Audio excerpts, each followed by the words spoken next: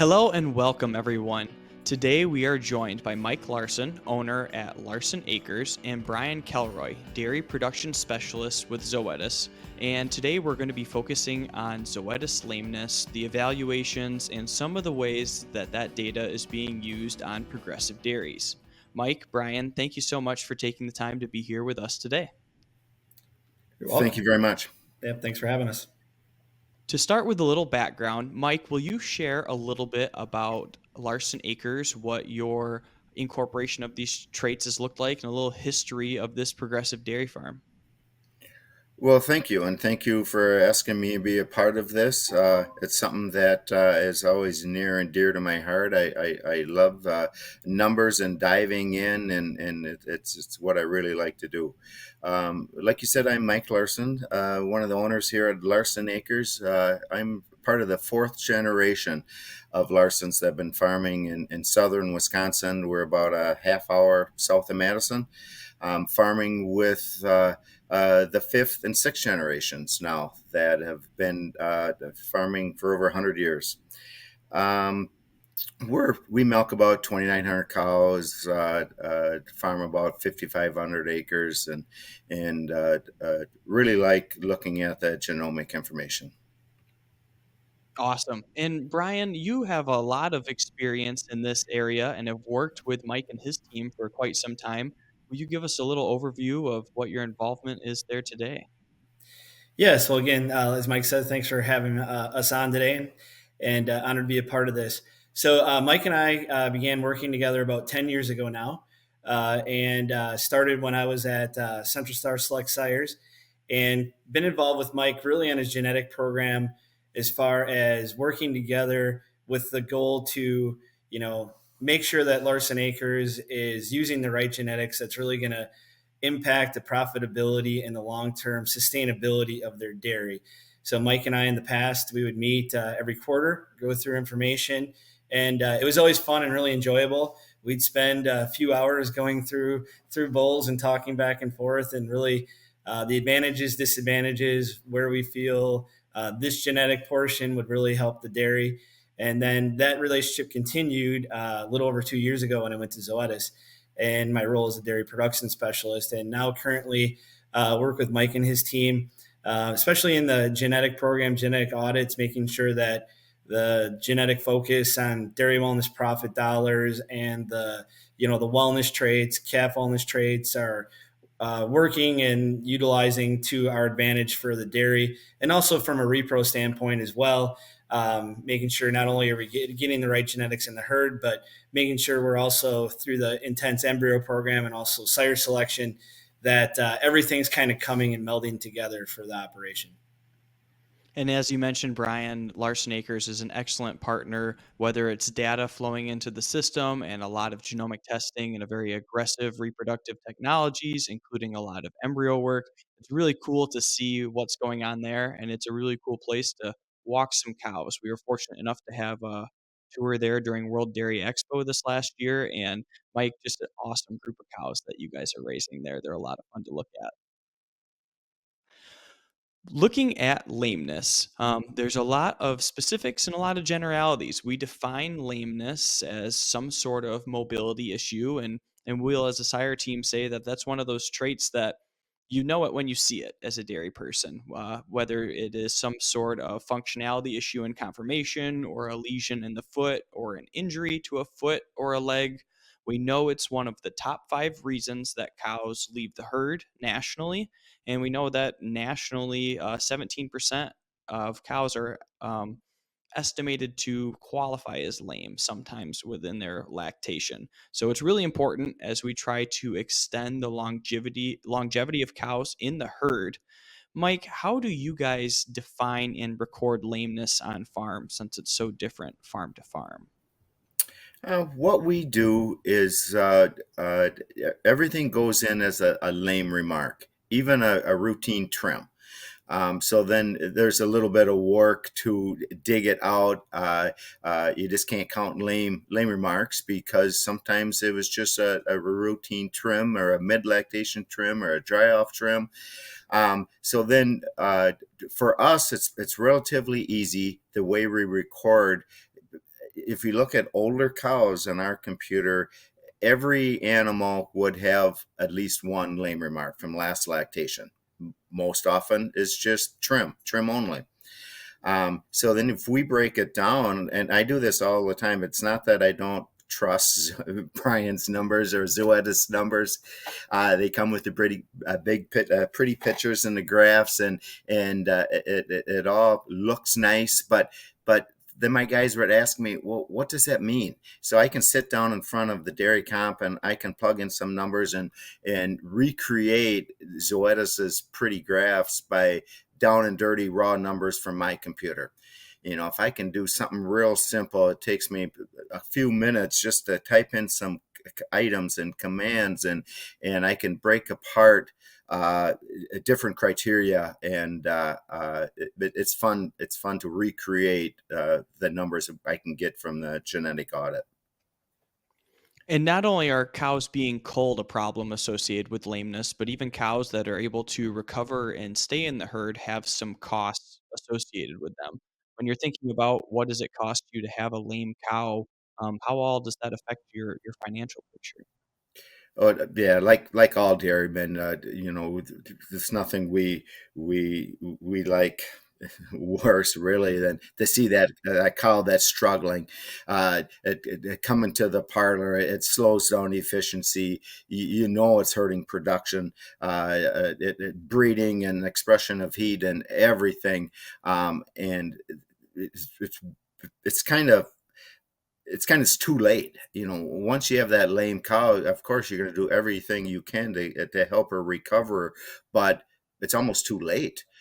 So using this information and picking the sires and what cow families we want to get more daughters from, we think we can stay ahead of the curve and just have less lameness, because it's a very, very expensive disease. And being too late is a really good point. A term that I've enjoyed lately is performing preventative maintenance on your cows via genetics. And the Zoetis lameness evaluation is something that's relatively new to producers to be able to utilize as a tool. Brian, will you tell us a little bit about when does this trait come into play? And when you're looking at a bull card or a genomic evaluation, what do those numbers mean to us looking at them? Sure. Well, actually, about 10 years ago or a little less than, Zoetis looked at when you look at genetics and knowing that disease related incidents on a dairy can have a significant financial impact on the dairy. So they thought this was a unique opportunity to really dig into the data to help manage disease incidents and improve profitability when it comes to these, helping with management practice. So Zoetis took up a multi-year field study. And really, the objective of this study was to evaluate the association of the wellness traits and the predictions, and then the observed incidence of the health events in the dairy cattle, really within the first 305 days in milk. So they enrolled 11 Holstein herds, averaging 4,180 cows, and they were distributed all across the United States. And they analyzed all lactation records of first and second lactation cows within the first 305 days in milk. And really, when it came down to it, that's where the wellness traits came from. They saw, lameness was a big one, right? They saw how lameness throughout the lactation could impact the dairy and how lameness events were very different based off the genetic makeup of those individual animals. And so as those evaluations go through, they're a little different than what we're used to seeing. They're an STA with the average mean being 100 in the center. Can you tell us a little bit about how to look at those on our individual animals? And then maybe we'll dig into some quartile analysis. Sure. And I guess the one thing I should also mention from that last question is, so that was the original study, and Zoetis is constantly updating. They're looking at the formula for sure once every year, if not every quarter, and adding more information when it comes available. So this last August, about 6.5 million records were added to the analysis. And with that, if you had mentioned lameness being roughly 17% of the reason why animals are culled, if there's ever a change in culling, let's say lameness would jump up to 25 or it would drop down to 10, then the formula would be adjusted likely, based off of what economical impact that would have on the current general population. But I think it's really neat because we're not looking, really we're looking at the overall health and longevity of the animal, and it really comes back to selecting for how dairy wellness profit dollars makes the herd more profitable overall.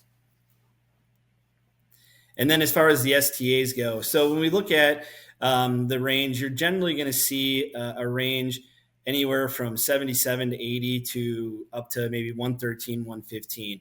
But when we look at 100, 100 would be the center, kind of the average. So if we're looking at jumping to 105, then we're looking at, a 25%, decrease in incidence rate. And we kind of use those quartiles. And if you go to from 100 to 95, you're looking at a 25% generally increase in incidence rate. And when we look at below 95, we're looking at a really high or elevated incidence rate. And generally, if we're above 105, we're looking at a lower, expected incidence rate amongst those individual traits. And so looking at them within that scale, within Mike's herd specifically, we see the top quartile versus the bottom quartile, or even break it all out a little further than that. And so the last analysis was 105 was the average STA for Zoetis lameness for that top quartile versus 93 being the bottom quarter. Mike, what is the differences that you see physically, between those cows, or incidence rate between those cows, with such a spread in the genomic score? When I look at the quartiles and I look at a group of my older cows, I can break it out where this group that I looked at, the bottom quartile, 40% of them had a lame remark, had an issue, varying degrees. Everything was thrown in. Compared that to the top 25%, there's only 24% of those had an incidence. So it's just remarkable to me that this information that we had from when there was a baby calf holds true all the way through, year after year. Every time I do it, it's remarkable. It's incredible to see, and when you have it on the graph, it's like, wow, these numbers are huge, and I can't believe that within the same herd and the same management, there's that big a spread. Is that the normal analysis that you see, Brian, looking at other herds? Yeah, generally speaking, we're going to see, that big spread here in Larson acres. We had that 63% reduction amongst those quartiles, and it can vary from herd to herd. Generally speaking, the more sound the management practices are, you're going to see a bigger spread. But lameness traits, you can see generally anywhere from usually 33% to up to 67%, depending on the dairy, of a spread between those top and bottom quartiles. And when I break it apart even a little farther and I look at the deciles, they're the bottom 10% compared to the top 10%, it really shows. I just quickly this morning, I took the group of older cows, the bottom 10%, and they needed to be less than 94 on Zoetis lameness. 42% of those had an incidence. Then we compared that to the top 10%. They were all greater than 107, so 108 and greater, and only 15 out of those 100 cows had a case.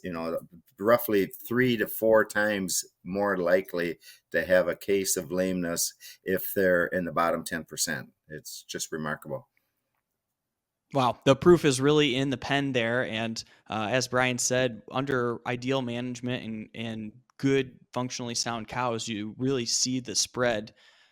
Mike, are you looking at this more on the sire selection side? Are you looking at it on the female selection side within your genetic program? How are you utilizing this data to breed for the next generation of cows? We're looking at it in both the sire and the dam. We don't do a lot of single criteria picking. I trust the economics that Zoetis puts in the dairy wellness profitability dollars. So I generally just start with the dairy wellness profitability dollars. I trust that the economics that they put in the formula makes sense. So I believe, and I know it does. So, but I look at it for both when I'm selecting bulls, and then keep deciding which females we want to keep in our herd, which ones we want to flush and get more daughters from, or really start and almost end with the dairy wellness profitability dollars. And a really great way to do it, looking at those composite indexes to get balanced cows that are going to perform well in the herd. In addition to genetics, what other ways do you try and manage lameness as a farm manager and manage your cows, or what things do you do to your facility just to try and manage it from both sides? We consider it a whole farm approach. It starts by having our stalls groomed properly. We've as our facilities are getting older, we are adding more rubber, trying to keep the cows off of concrete as much as we can. It starts with properly designed stalls that we're not overcrowding crazy amount, so we can have cows lay down, try to be on rubber as much as they can, a trimming program that fits the lactation or the age of an animal, and just try to be proactive. Absolutely, and I like the idea of a whole farm approach. That's really what it takes to be profitable and progressive in today's dairy industry. Brian, what can we expect to see for lameness evaluations as Zoetis continues to work to add more cows into this research? Yeah, so Zoetis is they're always looking to add more cows, add more data, and as the data gets inflowed, I think we'll probably expect to see the reliability of that trait increase a little bit more over time, and we're constantly making sure that Mike had talked about trimming events, that those events are pulled out of the formula so that we're not recording a lameness event, as a hoof trim, and really, as far as continuously updating the formula as we add data just to make sure that the formula is on the right pace for the overall profitability of the herd. Mike had mentioned that, the sound management practices. And, when an individual dairy is looking at wellness traits, I think it's, really great opportunity if maybe a dairy is challenged in that certain spot, to kind of, if a dairy is having a problem with lameness, for instance, then on their genetic standpoint, once they get to that overall index that they like for DWP, with so many high DWP bulls out there, they can kind of use that as, if I'm challenged in the lameness area, all right, once I get to my DWP number I like, I'm going to then select the highest bulls for lameness in that group, to kind of help them from a farm standpoint. But Zoetis is always looking to constantly add information and update the formula, make sure that the formula is best for the overall profitability of the dairy. And as you say, there's a lot of high bulls out there that are options, and we're excited that you can find Zoetis lameness STAs as well as all other Zoetis health traits on all of our bulls on their bull pages on the website. A couple of highlights in our Holstein lineup, we have bulls up to plus 110 STA for Zoetis lameness, like 7HO17348 Shack, and Easton out of a Parfect. So that's a sire stack that we really like and is a customer satisfaction type of bull. As well as in our Jersey lineup, we also have bulls up to plus 110 STA for Zoetis lameness, like 7JE2197 Mist, a Duramax out of a Tucker. And so, as our producers go through and look at all of these bulls, we hope that they make sure to keep an eye on this Zoetis lameness trait. We think that it's something that's going to continue to grow in importance as our heifer population shrinks and we try to extend the longevity of cows within the herd. It's important to be able to manage this trait genetically as well as physically on farm. We really appreciate both of your time. Thank you so much for your input and your wisdom.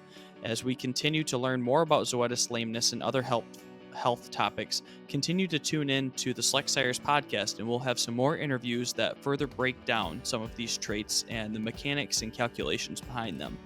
So with that, Mike, Brian, thank you both so much for your time here today. Thank you. Thank you for having us.